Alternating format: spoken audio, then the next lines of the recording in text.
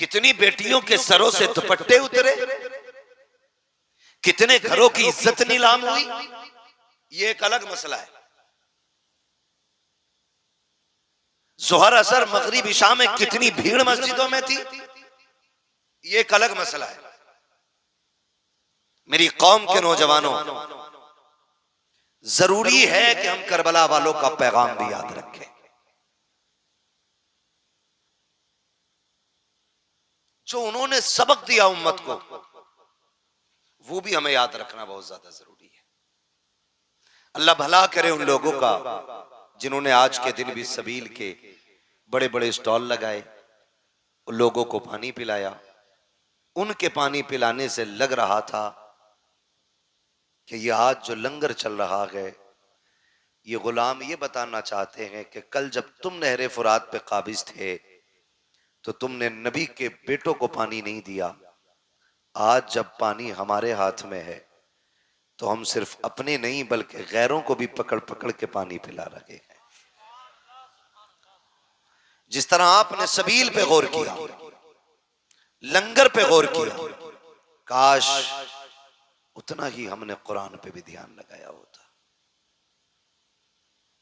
जब 10वीं शब आई थी और यजीदी हमला करने के लिए तैयार थे, तब मेरे इमाम ने कहा था एक रात की मोहलत दें। उन्होंने ये समझा शायद ये तलवारें तेज करेंगे, एक रात का मौका मांग रहे हैं, निशाने दुरुस्त करेंगे, रात भर प्रैक्टिस करेंगे, तब जाके सुबह जंग लड़ेंगे। लेकिन तारीख गवाह है, करबला की मिट्टी गवाह है, एक एक जर्रा गवाह है करबला शरीफ का, कि जब इजाजत और मोहलत मांगी ना मेरे इबाब ने, आपने रात के 2 हिस्से किए। एक हिस्से में नमाज को रखा, दूसरे हिस्से में तिलावत को रखा। सब ये हिसाब लगा रहे थे कि तलवारों की तैयारी होगी, लेकिन अल्लाह वाले तो जन्नत की तैयारियां कर रहे थे। जन्नत की तैयारियां कर रहे थे। और तैयारियां भी कैसी? पानी नहीं था, तयम्मुम है, जबान सूखी है। मोहम्मद अली भाई कारी हैं और बहुत अच्छे कारी हैं। मैं कहता हूं कभी नात के बाद इनसे कुरान भी सुना करो। कई इनामी मुकाबले जीते इन्होंने कुरान में, बहुत उम्दा कारी भी है मोहम्मद अली भाई। कभी इनसे सुने कुरान आप। लेकिन हमने सिर्फ नात सुनी है तो सिर्फ नात सुनते हैं। अगर कुरान एक बार सुन लिया इंशाअल्लाह फिर कुरान सुनने के आदी हो जाएंगे। मेरा कहने का मतलब यह है, अगर आज का कोई अच्छी आवाज वाला कारी किसी महफिल में बैठ के कुरान पढ़ दे तो हवाएं थम थम के कुरान सुने, परिंदे उड़ना छोड़ करके कुरान सुनने लग जाएंगे। सोच तो सही, जब करबला में नबी का बेटा कुरान पढ़ता होगा तब उस लहजे की खुशबू कैसी होगी, क्या रंग आता होगा उस जमीन पर। मुअर्रिखीन ने लिखा है कि एक खेमे में कुरान पढ़ा जा रहा है। आज एक एक घर से कुरान उठ गया है, बुरा मत मानिएगा, एक एक घर से कुरान उठ गया है। अगर घर के अंदर 4 बंदे हैं तो 6 मोबाइल तो हैं, 3 नहीं है। 4 के पास 6 मोबाइल है, 3 नहीं है, लेकिन कुरान एक ही है, एक ही है।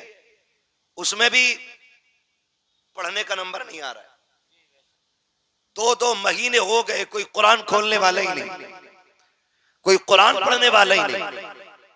मेरे इमाम अपने खेमे के अंदर है, हर खेमे में कुरान की तिलावत हो रही है। हुसैन की शहजादी सैयदा सकीना आई, कहने लगी बाबा क्या मैं कुरान नहीं पढ़ूंगी? मेरे इमाम ने कहा बेटी आओ तुम्हें हम कुरान पढ़ाते। मैं उस बच्ची की बात कर रहा हूं जिसकी उम्र में भी इख्तिलाफ है। बाज ने 4.25 साल लिखा है, बाज ने 7 साल उम्र लिखी है। अगर 7 साल भी मान दो तो ये वो छोटी बच्ची थी जो काफिले में सबसे छोटी थी, लेकिन इसको भी शौक हुआ कुरान पढ़ने का, इसको भी शौक हुआ कुरान पढ़ने का। उन्होंने कुरान की पाबंदी की, फजर तक कुरान पढ़ा, फजर की नमाज अदा हुई, फज्र की नमाज के बाद फिर जब आमिर इब्ने साद की जानिब से जंग का आगाज हुआ, यके बाद दीगरे जाने जाती रही। जब जानों की कुर्बानियां होती रही, याद रखिएगा हुसैन के साथ में मुस्तफा के 9 सहाबा भी आए थे। कितने सहाबा बोले? कितने? 9 सहाबा। कितने? जोर से कितने? 9 सहाबा भी मुस्तफा के थे, लेकिन उनकी मोहब्बतों को सलाम सहाबा इकराम ने उस वक्त तक खानदाने नबुव्वत के किसी फर्द को जाने नहीं दिया जब तक अपनी जानों की कुर्बानियां पेश नहीं कर दी। जब जानिसार जाने लुटा चुके, फिर अहले बैत अतार की बारी आई। फिर अहले बैत अतार की बारी आई। उनमें भी आप देखें, कई बार आएंगी जमातें, टीमें आएंगी, कहने लगी हजरत अली को उनसे इख्तलाफ, हजरत उमर को उनसे इख्तलाफ, अबू बकर सिद्दीक को वो नहीं मानते, उमर को वो नहीं मानते। आप खुद फैसला करें। मेरे इल्म के मुताबिक मैदान करबला में हजरत अली के 6 बेटे मौजूद थे। कितने? 6। जोर से कितने? और बोले कितने? 6 बेटे हजरत अली के मौजूद थे। जो बताना चाहता हूं वो ये बात है कि उनमें एक बेटे का नाम अबू बकर इब्ने अली है, दूसरे बेटे का नाम उमर इब्ने अली है, तीसरे बेटे का नाम उस्मान इब्ने अली है। अब मुझे एक बात बताओ, अगर मुझे आपसे नफरत है तो मैं आपके बेटे के नाम पे अपने बेटे का नाम रखूंगा? आप रखोगे? नफरत अगर होती है तो नाम नहीं रखे जाते। ये नफरत की तो वजह है जो किसी का नाम यजीद है तुम्हारे गांव में कोई यजीद? बोले है? सुना कहीं? नहीं है ना? क्यों? क्योंकि नफरत ही इतनी है लोगों को यजीद से। कोई अपने कुत्ते का नाम भी यजीद रखना नहीं चाहता। और हर घर में झांक के देखो, हर घर में एक हुसैन जरूर मिलेगा। वाह वाह वाह वाह। हर घर के अंदर एक हुसैन मिलेगा, एक एक घर में कई कई हुसैन मिलेंगे। वजह क्या है? वजह यह है कि उनकी मोहब्बत का चिराग दिल में जल रहा है। सुभान अल्लाह। दिल में जल रहा है।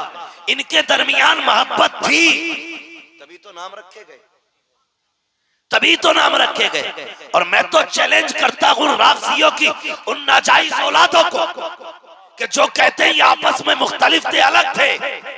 तारीख का ये बाब उठा करके देखो, जब अली के निकाह की बारी आई है तो रिश्ते का मशवरा देने वाला उमर है, और जिसने निकाह में जगह दिया है उस जात को सिद्दीक अकबर कहा जाता है। जिसने निकाह का खर्चा उठाया उस जात को उस्मान गनी कहा जाता है। नारे तकबीर, नारे रिसालत, अज़मत अहले बैत, अज़मत सहाबा। वाह वाह वाह, क्या बात। इनमें तो इतना प्यार था, इनमें इतना प्यार है। और ये जिसकी ना असल का पता ना नस्ल का पता, ये झगड़े बता रहा है। शर्म आनी चाहिए, गैरत आनी चाहिए। मैं इसीलिए कहता हूं शुक्र है मेरे रब का, शुक्र है मेरे रब का कि रब ने हमें बरेलवी बनाया है। बोले सुभान अल्लाह। सारे बरेलवियों से मेरी गुजारिश है, शुक्र है रब का कि रब ने हमें बरेलवी बनाया है। और मैंने पहले ही कही कि बरेलवियों का दामन न अहले बैत की तौहीन से दागदार है, न हुजूर के सहाबा की तौहीन से दागदार है।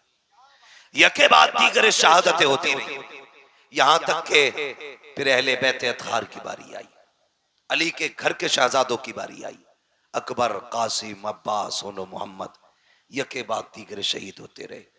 फिर ताजदारे शहादत, शहीदों का इमाम, मेरा इमाम, इमाम अली मकाम मैदान करबला गए, अपनी भी जान का नजराना पेश किया।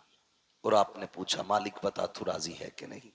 आवाज आई या अय्यतुहन नफ्सुल मुतमइन्ना इरजिई इला रब्बिक रादियतम मर्दिया फदखुली फी इबादी वदखुली जन्नती। अल्लाहु अकबर। शहादत इमाम हो गई। याद रखिएगा कि जहां से भाई का सब्र मुकम्मल होता है वहां से बहन के सब्र का आगाज होता है। ये करबला शरीफ है, बहुत गौर फरमाइएगा। ये आज वाली शाम आई, आज वाली शाम। उन्हें क्या पता जो मेलों को आबाद करते हैं, कि नबी के घर पे क्या गुजरी है। वो क्या जाने जो आज के दिन को भी तमाशे का दिन बनाए हुए हैं, उन्हें क्या पता। जानते हो, जब शाम आई, शहादतें हो गई, फिर अहले बैत अतहार के खेमे लूटे गए। जब खेमे लूटे गए, जो बचे कुचे खेमे थे आग लगाई गई। लेकिन तारीख गवाह है, खुदा की कसम खेमे जल रहे थे, लेकिन सैयदा जैनब के सर की चादर नहीं उतरी थी। चादर सैयदा जैनब के सर की नहीं उतरी थी। यहां तक मुअर्रिखीन ने लिखा है आधा खेमा जल चुका है, आधे का कपड़ा पड़ा है। उधर हजरत जैनब ने अपने वजूद को उस कपड़े के आड़ में छुपा रखा है कि घर जले तो जल जाए, लेकिन अहले बैत के घर की चादर सर से नहीं सरकनी चाहिए। जरा ये चीजें जहन में रखें। फिर क्या किया गया? उन यजीदियों ने कौन सा सितम न किया, बड़े सितम किए गए, लूटा गया खेमों को। मेरा हुसैन मोहताज नहीं था, गरीब नहीं था। जब करबला शरीफ गए थे तो 42 ऊंटों पे तो करबला वालों का सामान गया था। 42 ऊंटों पे रखा गया सामान था। वो सारे खेमे लूट करके सामान लूटा गया। जानते हो, जब शाम हुई, फिर सारी लाशों को मैदान में डाल करके उन पर घोड़े दौड़ाए गए। यही शाम गरीबा, जब लाशों पर घोड़े दौड़े। कोई माई का लाल बता नहीं सकता सैयदा जैनब ने पर्दा छोड़ करके लाशों की तरफ दौड़ लगाई हो। कोई नहीं बता सकता उम्मे रुबाब ने पर्दा छोड़ा हो। कोई नहीं बता सकता शहरबानों ने शरीयत की हदें तोड़ी हो। आज मुहर्रम के नाम पे गुंडागर्दी, मुहर्रम के नाम पे अय्याशियां, बदमाशियां, मर के पता चलेगा हुसैनी कौन था, यजीदी कौन था। किरदार बदलो अपने। ओ भाई, लाशों पे घोड़े दौड़ते रहे, अहले बैत ने पर्दा नहीं छोड़ा। नबी के घर की बेटियों ने पर्दा नहीं छोड़ा। लाशों की हड्डियां तोड़ी गई, हद हो गई। फिर बात वो आ गई कि जब लाशें वीरान कर दी गई, फिर सैयदा जैनब ने रज़ी अल्लाह तआला अन्हा सारी लाशें इकट्ठा की, एक जगह रखी ला करके, एक जगह। कितना मुश्किल काम था। और फिर उसके बाद उन लाशों पे पहरा देना, ये सबसे मुश्किल काम था। पहरा देने के लिए अली की बेटी बैठी, और जब पहरे की बारी आई, बैठी है, लाशें कुछ बिखरी हैं, कुछ इकट्ठा है। आप बैठी हैं, सर पे चादर तथीर है, हाथ में आज तलवार नहीं है, गाजी अब्बास का टूटा हुआ खंजर का टुकड़ा था, और लेकर के वहां बैठी जहां लाशें थी।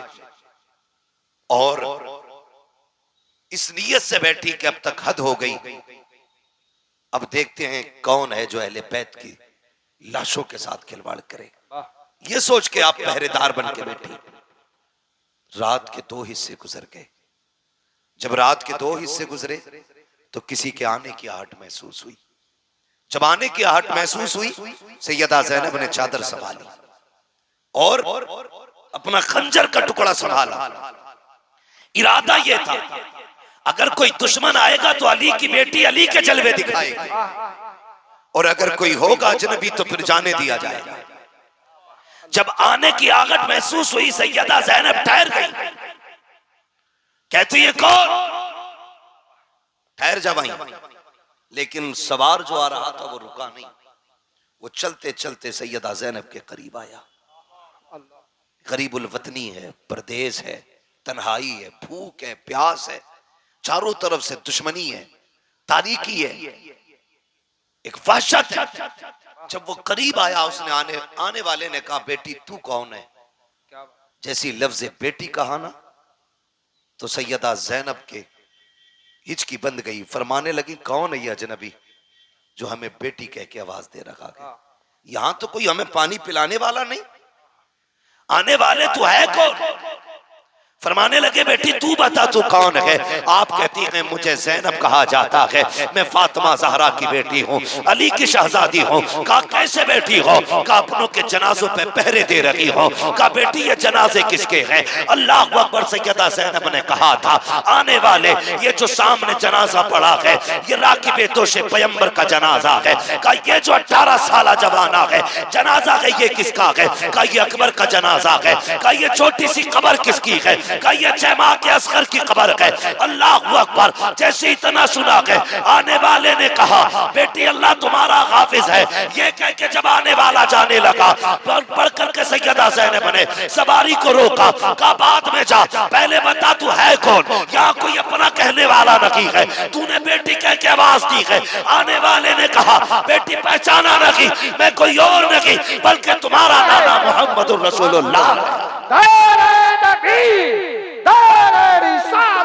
बस लगे आला हज़रा जिक्र शहीद आज़म नौजवान कमेटी सरजमीने मंसूर पर हज़रत अल्लामा मुफ्ती हम्माद रज़ा शाही किबला हैदरी। ओ भाई फरमाने लगे मैं तुम्हारा नाना हूं।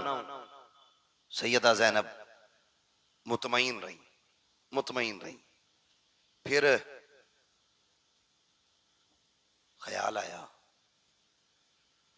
ख्याल आया कि हुसैन ने कहा था कि मेरी सकीना मेरे बगैर सो नहीं पाती है, देखूं तो सही सकीना का हाल क्या है।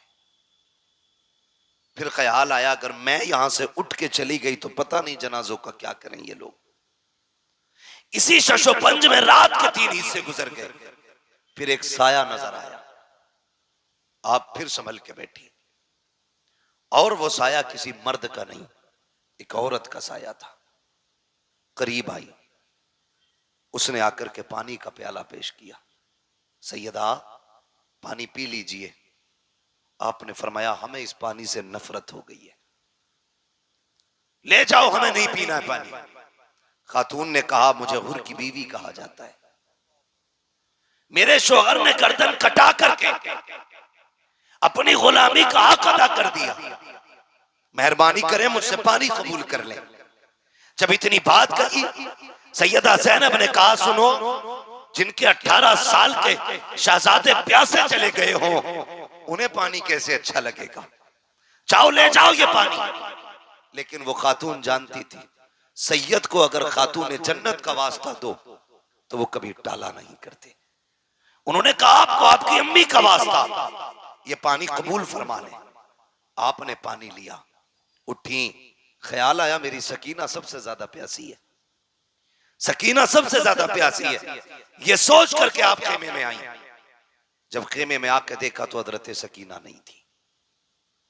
आवाज दी सकीना सकीना, पता नहीं चला। फिर खेमे से बाहर निकली, ख्याल आया कहीं यजीदियों ने बच्ची को उठा तो नहीं लिया, कहीं सितम करके कत्ल तो नहीं कर दिया। ये यजीदी है, इनसे कुछ भी उम्मीद की जा सकती है सिवाय भलाई की उम्मीद के। ये सोच करके बेकरार होके पलटी। बाहर आवाज दी सकीना, तो जहां मक्तल में लाशें पड़े थे वहां से हल्की सी आवाज आई पुपी यहां आओ, मैं यहां हूं। अल्लाह अकबर। कहीं जाके देखा तो जहां मेरे हुसैन का लाशा था वहां सैयदा सकीना ने पैरों पे सर रख के लेटी हुई है, पैरों पे सर रख के। बाप बेटी का रिश्ता अलग होता, आप भी परदेश जाते हो, खुदा की कसम बेटियां अगर छोटी होती हैं उस वक्त तक नहीं सोती हैं जब तक बाप के सीने पे सर रखने जगह न मिल जाए। ये हुसैन की सकीना फरमाती कि मैं गई बाबा के पैरों पे सर, मैंने हाथ पकड़ा, बेटी यहां कैसे आ गई? का पूरी रात को नींद नहीं आ रही थी।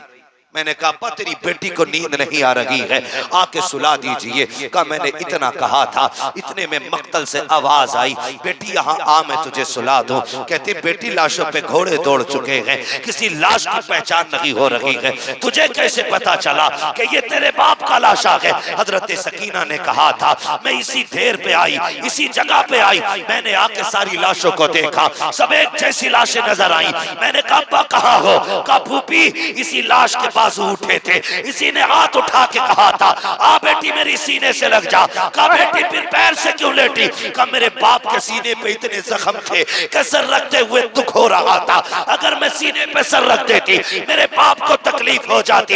एक पैर के तलवे ऐसे थे जहां पे जख्म नहीं था, इसलिए मैंने सर रखा सो गई। कहा बेटी आओ तो सही, खेमे में लेके आई है। कहा फूफी बात क्या है? कहा लो बेटी 3 दिन की प्यास है, पानी पी लीजिए। अब मेरे घर हुसैन के घर की तरबियत देखें। सैयदा सकीना कहती है फूफी जान प्यास तो आपको भी लगी है, आपकी भी 3 दिन की प्यास है, ये पानी आपने क्यों नहीं पिया?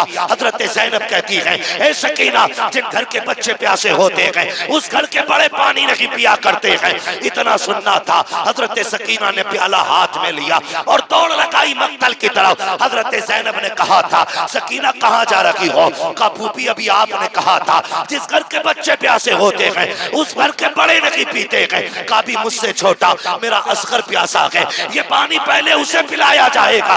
ये कह के दौड़ लगाई, ठोकर लगी, पानी गिर जाता है, आवाज आती है सलामुन अला सब्र सकीना, सलामुन अला सब्र अहले बैत मोहम्मद। नबी के घर वालों तुम्हारे सब्र को सलाम हो, हुसैन की सकीना तेरी जुर्रत और हिम्मत को सलाम। नारे तकबीर, नारे रिसालत, जिक्र शहीद आज़म, नारे हैदरी, उलमाए सुन्नत। खुदा की कसम ये उनके घर के बच्चों का सब्र है, बच्चों का सब्र है। अगर अपना सब्र देखना हो एक बार इफ्तारी में, दिन बड़ा होने लगे मस्जिद में इफ्तारी मुंह छुट लगा दो, बच्चे भी बैठा दो बड़े भी बैठा दो, फिर देखो मुट्ठी भर के कौन खाता है। ये हमारी तरबियत है, ये उनकी तरबियत। 3 दिन के प्यासे हैं लेकिन फिर भी अपने से ज्यादा दूसरे का ख्याल है, दूसरे का ख्याल है। जानते हैं जब 11 की सुबह आई, यजीदियों ने इमाम ज़ैनुल आबिदीन को कैद कर रखा था। कहने लगे ज़ैनुल आबिदीन तैयारी कर लो। फरमाने लगे किस चीज की तैयारी? यजीदियों ने कहा सफर करना है। आपने फरमाया परदेसियों की कोई तैयारी नहीं होती है, जहां चाहो ले चलो, हम परदेसी हैं। तारीख गवाह है सबसे पहले बेड़ियां तारीख में हजरत इमाम ज़ैनुल आबिदीन के पैरों में डाली गई। गले में तोक, पैरों में बेड़ियां। और जब तोक डाल करके चलाया गया तो इतना वजनी तोक था कि उसके वजन से आप इतने झुक के चल रहे थे जैसे नमाजी रुकू में रहता है। ये कंडीशन थी। लेकिन नबी के घर वालों तुम्हारी हिम्मत को सलाम। और पीछे से चंद कुत्तों की ड्यूटी थी कोड़े बरसाने की, कोड़े बरसाने की। जब आप कैदी बन के चले और एक चौक से काफिला गुजरने लगा तो किसी ने देखा यार ये तो बेकसूर लग रहे हैं, इनके चेहरे का नूर बता रहा है ये बेकसूर कैदी है। उसने आगे बढ़ के कहा बेकसूर कैदी मेरे हक में दुआ कर दे। जानते इमाम ज़ैनुल आबिदीन ने हाथ उठाए और फरमाया खुदा तुझे किसी मुसलमान का कैदी ना बनाए। जब इतनी बात कही वो तड़प गया, जनाब ये क्या बात कह रहे हैं आप? फरमाने लगे ये बहुत अच्छी दुआ है। कहने लगा क्यों? आपने अपनी कमीज उठाई, पूरी कमर खून से तर थी, खून से तर थी। कहा ये क्या है? कहा ये जो मुसलमान कैदी बना के ला रहे हैं ना हमें, ये उनका सितम है। कहा ये कोड़े क्यों मार रहे हैं? कहा परदेसी हूं, मुसाफिर हूं, थका हुआ हूं, अपनों की लाशें देखी है, भूखे प्यास से चला नहीं जाता। कहा फिर बैठ क्यों नहीं जाता? कहा अगर मैं बैठ गया तो फिर जिम्मेदारियां करबला में रह जाएंगी, ये जिम्मेदारियां मुझे नाना के मदीने तक पहुंचानी है। अल्लाह अकबर। लोग कुछ भी कहें, जो चाहे वो सोचे, लेकिन खुदा की कसम हम चैलेंज के साथ कहते हैं करबला में भी हाकिम हमारा हुसैन था, कूफे में भी हाकिम हमारा ही हुसैन, पावर में हमारा ही हुसैन था। ये कान खोल के सुने। ये अलग बात है कि ये सितम हुए, ये जुल्म हुए, लेकिन मेरे हुसैन ने सब्र का दामन नहीं छोड़ा, दामन नहीं छोड़ा। ये काफिला चला। जानते हो 64 औरतें, 26 बच्चे, 72 नेजों पे 72 सर। तरतीब क्या दी गई? तरतीब यह दी गई कि सबसे आगे शहीदों के सर थे, उनके पीछे इमाम ज़ैनुल आबिदीन थे, उनके पीछे सैयदा ज़ैनब थी, बाकी फिर खवातीन जो कैदी बनाई गई थी, और सबसे पीछे हजरत सकीना की सवारी थी। इस तरतीब से काफिले को ले जाया जाता है। आज हैरत हो रही है भाई, हैरत हो रही है। आज सुन्नी बरेलवी कहलाने वाले लोग ढोलक पे उतर आए। पढ़े तारीख के इस बात को भी कि वो जो सारे शहीदों के सर चल रहे थे, उनसे भी आगे यजीदी लोग ढोल लेके चल रहे थे, और वो आगे आगे ढोल बजा के कह रहे थे हुसैन को हमने शहीद कर दिया, कत्ल कर दिया, माज़अल्लाह, फतह हमारी हुई है, इसलिए ढोल बजाए जा रहे थे। जानते हो, जब एक चौक से एक बस्ती से काफिला गुजरने वाला था, तो दूर से ढोल की आवाज आ रही थी। एक नाबीना खड़ा था, उसके साथ एक बच्चा था। वो नाबीना भीख मांग रहा था। जब ढोल की आवाज सुनी तो उसने अपने बच्चे से कहा, लगता है बारात कोई बड़ी है। जब बारात बड़ी है तो फिर दूल्हा भी बड़ा होगा। कहा, अब्बा कहना क्या चाह रहे हो? कहा, बेटे देख जरा बारात कैसे लोगों की। तो सबसे आगे जब ढोलों को आते देखा, सर्क के कपड़े, बेहतरीन खूबसूरत लिबासों में, नए नए कपड़ों में ढोल वाले देखे। बच्चे ने कहा, अब्बा लगता है बारात बड़ी शान वाली है। बच्चा कहता है, बाप ने कहा, बेटे सुन, जब वो दूल्हा करीब आ जाए तो मेरे कोनी मार देना, ताकि जब वो दूल्हा आएगा तभी मैं भीख मांगूंगा। अल्लाह अकबर। बच्चे ने पहले ढोल वालों को देखा, उसे तो दूल्हा का इंतजार था, लेकिन हैरत में पड़ जाता है जब नेज़े पे कटे सर को देखता है, और हैरत में पड़ गया जब जमा के बच्चे को नेज़े पे रखा देखा के सर को। बच्चा होश खो बैठता है, और धीरे धीरे ये ढोल वाले करीब आए। बच्चा अपने बाप की तरफ सिमटना शुरू कर देता है, क्योंकि आज तक तारीख में ये मंजर किसी ने नहीं देखा था कि 18 साल का सर, 6 माह का सर, 56 साल का सर नेज़े के ऊपर हो। जैसे कि सर करीब आए हैं, सर आगे गुजर जाते हैं। बच्चे को कुछ होश आया, उस वक्त सैयदा ज़ैनब की सवारी गुजर रही थी। बच्चे ने बाप के कोनी मारी। उसने ये सोचा शायद दूल्हा गुजर रहा है। उसने कहा, तुम्हें खुदा का वास्ता, नबी का वास्ता, अली का सदका अता करो, नबी का सदका अता करो। जैसी तना कहा है, आज बड़े जमाने के बाद सैयदा ज़ैनब ने अली का नाम सुना था, नबी का नाम सुना था। कहती, फिजा का जी बेटी का जल्दी कीजिए, इससे कहिए एक बार और अली का नाम ले, एक बार और नबी का नाम ले। आपने कहा, फिर से कह जो तूने कहा है। उसने फिर से कहा, एक बार और कह जो तूने कहा है। उसने फिर से कहा। उसके बाद कहती है, मैं पता क्या चाहिए। उसने कहा, फकीर हैं, मोहताज हैं, भीख दे दीजिए, हम तो दरबार, हम तो भीख लेने खड़े हैं। आपने बच्चे की तरफ देखा, फरमाया जल्दी आ, तुझे पैसा चाहिए? कहा हाँ। कहा, सुन, वो जो सबसे पीछे सवारी आ रही है, जा उसके पैरों के निशान की जगह की मिट्टी हटा ले, तेरी जरूरत पूरी हो जाएगी। बच्चे ने बूढ़े का हाथ पकड़ा, उधर दौड़ लगा दी जिधर की खबर सैयदा ज़ैनब ने दी है। जब जाकर के मिट्टी हटाई है, सोना निकल आया है। बच्चे से बाप कहता है, बेटे क्या हो गया है? कहा, ये काफिले वाले कौन है? कहा, क्या हुआ? कहा, ये जो लोग जा रहे हैं, इन्होंने कहा था कि मिट्टी हटा ले, वहां तेरी जरूरत पूरी हो जाएगी। अब्बा, मैंने मिट्टी हटाई है तो सोना निकल आया है। बाप ने कहा, सोना फेंक दे, जल्दी दौड़ के चल। कहा, कहां? कहा, जिसने सोने का पता बताया है। कहा, किस लिए? कहा, तू नहीं जानता है, ये जो गुजर के जा रही है, या तो नबी की बेटी गई है या अली की बेटी गुजर के।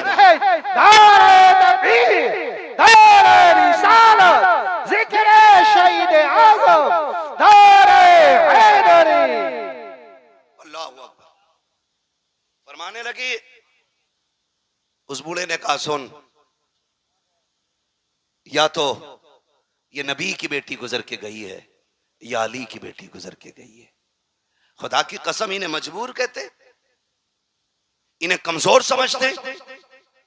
गलती ना करना, बातें बहुत सारी है, मगर तवज्जो करें, इस बात को आखिरी बात समझ के सुन लें। तवज्जो है, जरा कह दें या हुसैन। जितने लोग सुन रहे हैं सारे बस वही बोलें, वाह हुसैन। और जोर से बोलें, वाह हुसैन। हाँ, सुने बहुत गौर से। हम हाय हुसैन वाले नहीं, हम वाह हुसैन वाले लोग हैं। तवज्जो करें। ये काफिला चला, काफिला चलते चलते एक जंगल से गुजर रहा था। जंगल से जब काफिला गुजरने लगा तो एक खातून अपनी गोद में दुपट्टे में गठरी में कुछ छुपाए खड़ी थी। ये यजीदी फौजी, दौलत के कुत्ते, ये आगे आगे चल रहे। उस खातून ने पूरे काफिले को रोका। ठहरो। का क्या बात है? का तुम्हारे अंदर कोई तबीब है? कहा क्यों? का मेरा बेटा बीमार है। एक ही बेटा है, 7 बेटियां हैं, मुझे डर है कहीं वो मर ना जाए। का अगर तुम में कोई तबीब हो तो मेरे बेटे को देख ले। तो शिमर को, इन लाइनों को मजाक सूझी। इन्होंने मजाक के तौर पे इमाम ज़ैनुल आबिदीन की तरफ मुंह किया और बूढ़ी से कहने लगे, हम तो तबीब नहीं है, लेकिन इससे पूछ ले, ये जो कैदी है शायद ये तबीब है। बूढ़ी गई जाके कहने लगी, परदेसी क्या तू तबीब है? आपने कहा, अल्हम्दुलिल्लाह, सिर्फ मैं नहीं, मैं भी हकीम, मेरा बाप भी हकीम, मेरा दादा भी हकीम, मेरा घराना ही हकीमों का है। क्या इलाज कर देगा? फरमाने लगी, बिल्कुल, लेकिन सुन मां, मैं कैदी हूं और हम इनके कैदी हैं, इनसे इजाजत लो और हम चलेंगे तुम्हारे साथ। जब बूढ़ी इजाजत लेने गई, वो तो थे दौलत के कुत्ते। उन्होंने क्या कहा? उन्होंने सीधी बात कही कि क्या देगी इसके बदले में? उसकी गोद में जो गठरी थी वो प्लास्टिक की और लकड़ी की और किसी और चीज की नहीं, बल्कि सोने की गठरी थी। उसने कहा, जितना सोना है सारा ले ले, बस इस तबीब को मेरे साथ भेज दे। वो तो थे ही दौलत के कुत्ते, उन्होंने सोना ले लिया। लेने के बाद मेरे इमाम की तरफ देख के कहने लगे, सोन, अगर तुम्हारे बाप ने हमारी मान ली होती ना, तो आज तुम जंजीरों में जकड़ के हमारे गुलाम नहीं होते। जैसे इतना सुना, गुस्सा आ गया इमाम ज़ैनुल आबिदीन को। फरमाने लगे, तुझे क्या लगता है, ये जो तूने बेड़ियां हथकड़ियां पहना रखी हैं, तो इनसे रोकेगा हमें? फरमाने लगे, चाबी रख अपने पास अपनी, अब अली के बेटे की ताकत देख। आपने गुस्से में हाथों की हथकड़ी की तरफ निगाह डाली, हथकड़ियां पानी की तरह बह के गिर जाती। पैरों की तरफ देखा, बेड़ियां टूट गई। फरमाने लगे, कुत्ते औकात में रहे, कल भी हम रब की रजा पे राजी थे, आज भी हम रब की रजा पे राजी। वरना हमें कोई दुनिया की ताकत नहीं रोक पाएगी। उसके बाद जब आप चले, शर्मिंदा हो गया इतनी बात पे, सबके सामने मुंह की खानी पड़ी। लेकिन मेरे इमाम ज़ैनुल आबिदीन इतने थक चुके थे कि चलते चलते ना पैर पूरे नहीं उठ पा रहे थे, पैर खचेड़ के जमीन पे चल रहे हैं। इतनी ताकत नहीं बची है कि पूरा पैर उठा के रख सके, जमीन पे पैर रगड़ते जा रहे हैं। बूढ़ी आगे आगे चलते चलते जब बूढ़ी का मकान आया तो एक बच्ची दरवाजे पे खड़ी थी। उसने कहा, माँ जी बेटी, कई से भेज दे वापस। कहा, क्या हुआ? का जिस बेटे के लिए लेके आई थी वो बेटा खत्म हो गया। इतना सुना आह निकल गई। बूढ़ी रो के कहने लगी, सोना भी चला गया, बेटा भी चला गया। जा,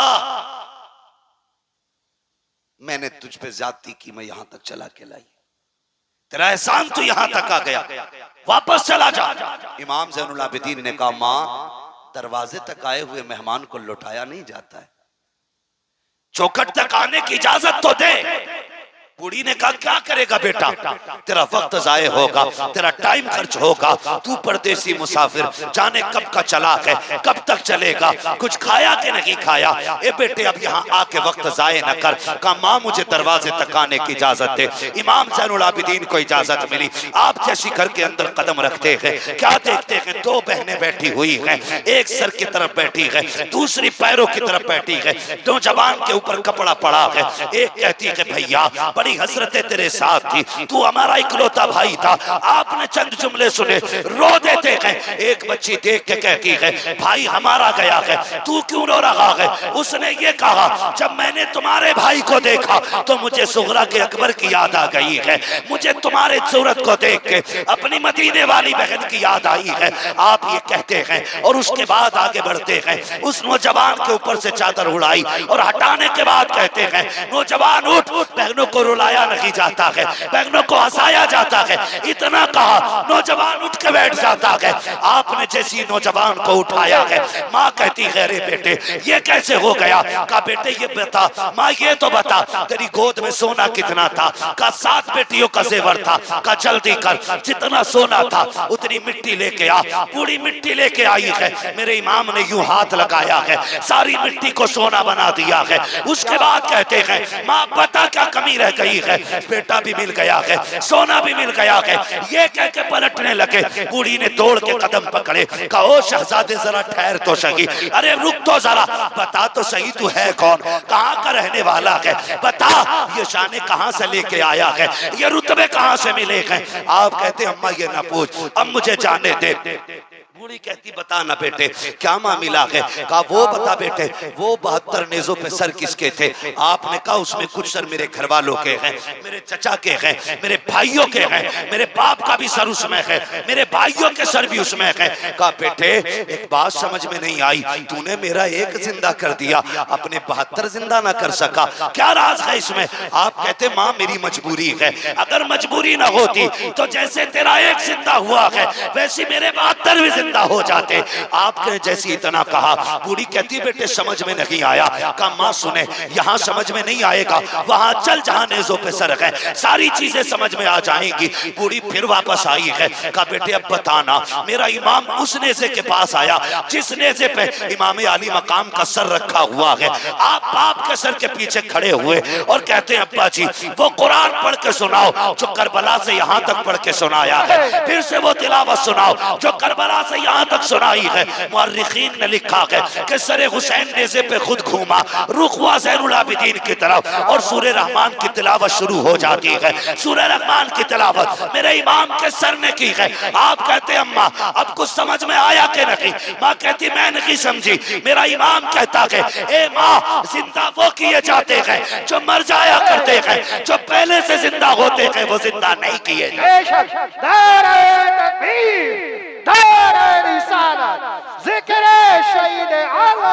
सरजमीने मंसूरपुर नौजवान कमेटी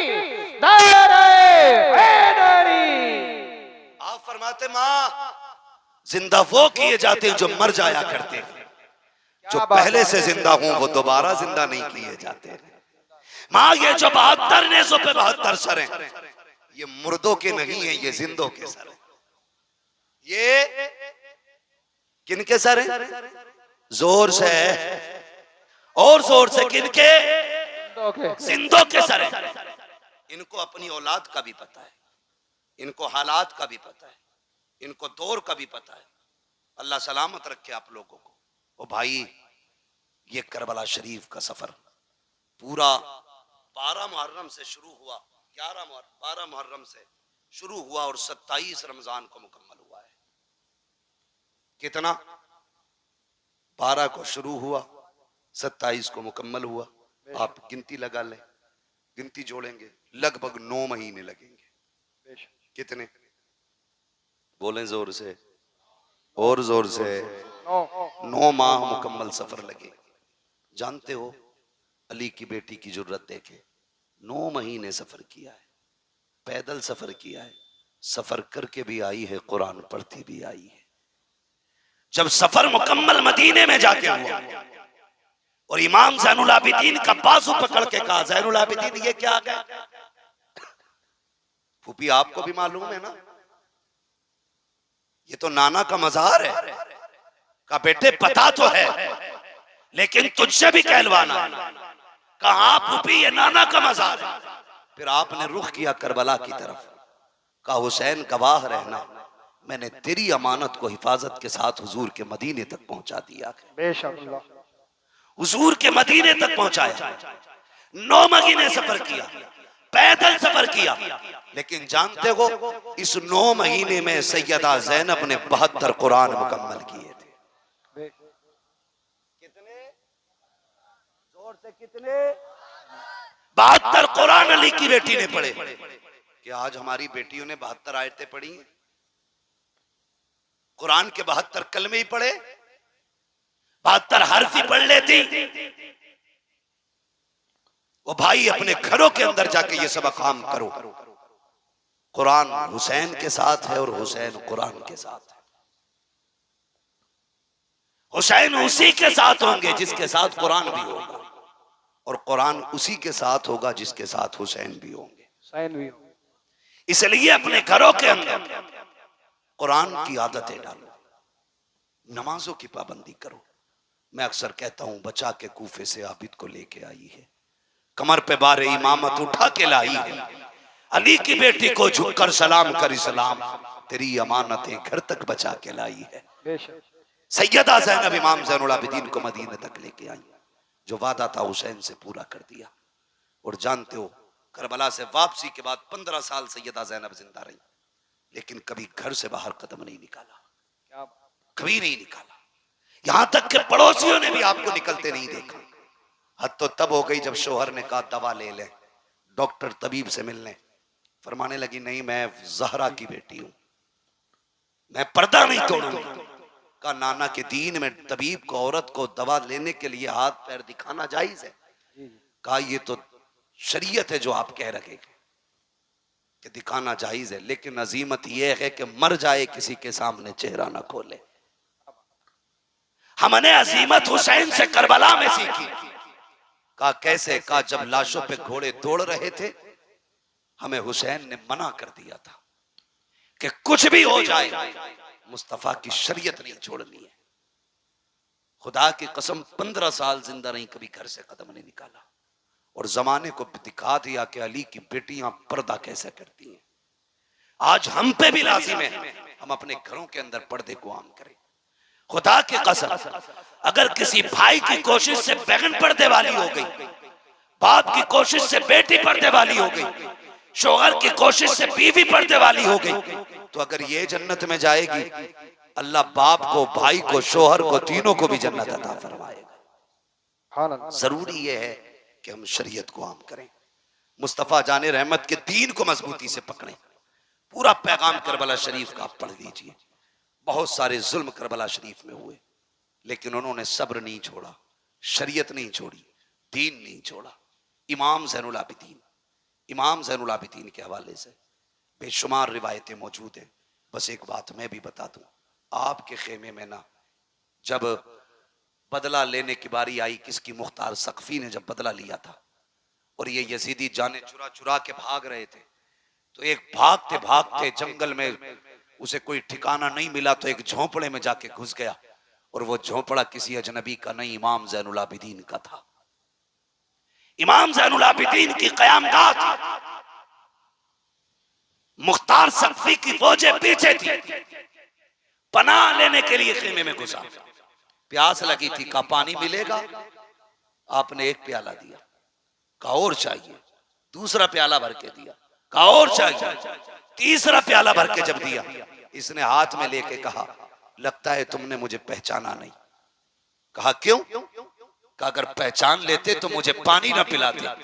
मेरे इमाम ज़ैनुल आबिदीन की आंख में आंसू आ गए। फरमाने लगे कैसी बातें करता है, अपने बाप के कातिल को कोई भूल सकता है? क्या मैं तेरे चेहरे को भूल जाऊंगा? क्या तू वो शिमर नहीं है जिसने मेरे बाप के गले पे खंजर चलाया था? तू वही तो कुत्ता है। कहा फिर मुझे पानी क्यों पिलाया? हमने तो तुम्हारे ऊपर नहरे फुरात के पैरे सख्त कर दिए थे, तुम पानी पिला रहे हो। फरमाने लगे सुन, कल हम तुम्हारे मेहमान बने थे, आज तू हमारा मेहमान बना। बेशक जो तुमने किया वो तुम्हारा दस्तूर था, जो हम कर रखे हैं ये नबी के घर वालों का दस्तूर। बेशक सुभान अल्लाह। ओ भाई, कोई वफा मोहब्बत ताकत कोई सीखे तो अली के बेटों से। वो कहा था अली का घर भी क्या घर है कि उस घर का हर एक बच्चा जिसे देखो वही शेरे खुदा मालूम होता है। बेशक सुभान अल्लाह। जिसे देखो वही शेरे खुदा मालूम होता है। मेरे नबी ने फरमाया, लोगों मुझसे प्यार करना चाहते हो मेरे हुसैन से प्यार करने लगना। मेरे हुसैन का प्यार गोया मेरा प्यार है, मेरा प्यार है। अल्लाह अल्लाह अराकीनी कमेटी की मोहब्बतों को सलामत रखे, आप लोगों के जज्बों को सलामत रखे। इतनी रात तक बैठ के आपने अली के बेटों की बातें सुनी है। जब कयामत में कोई किसी की सुनने वाला नहीं होगा, इंशाअल्लाह हम गुनाहगारों की सुनने के लिए हुसैन आ जाएंगे, हुसैन आएंगे। वो कहा था ना, आ गए कब्र में भी छुड़वाने, दर्द कितना है उम्मती के लिए। ओ भाई, हम उनसे वफा करें जो जमाने से वफा करते हैं। अल्लाह ताला हमें करबला वालों की खैरात अता फरमाए, हमें अहले बैत का सदका अता फरमाए।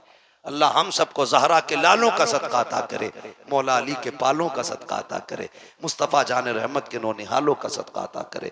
फरमाया गया इन्नल्लाह मअस साबिरीन, अल्लाह सब्र करने वालों के साथ है। मदद ये नहीं है कि तलवार की धार बढ़ जाए, मार काट में पावर आ जाए, ये मदद जरूरी नहीं है। मदद इसको कहते हैं कि खुद कट गए लेकिन आज भी कटने के बावजूद पूरी दुनिया में वही मौजूद हैं जो कट गए थे, और काटने वालों का नामो निशान तक नहीं है। पूरी दुनिया घूम लो, कोई नहीं कहेगा मैं शिमर की औलाद से हूं, मैं खोली की औलाद से हूं, मैं इब्ने ज़ियाद की औलाद से हूं। कोई नहीं कहेगा मैं इब्ने साद की औलाद से हूं। कोई नहीं कह सकता यजीद की औलाद से हूं। दुनिया घूम के आओ, खुदा की कसम। कोई कहेगा मैं इमाम जाफर की औलाद से हूं, कोई कहेगा इमाम बाकिर की औलाद से हूं, कोई कहेगा मूसा काजिम की औलाद से हूं।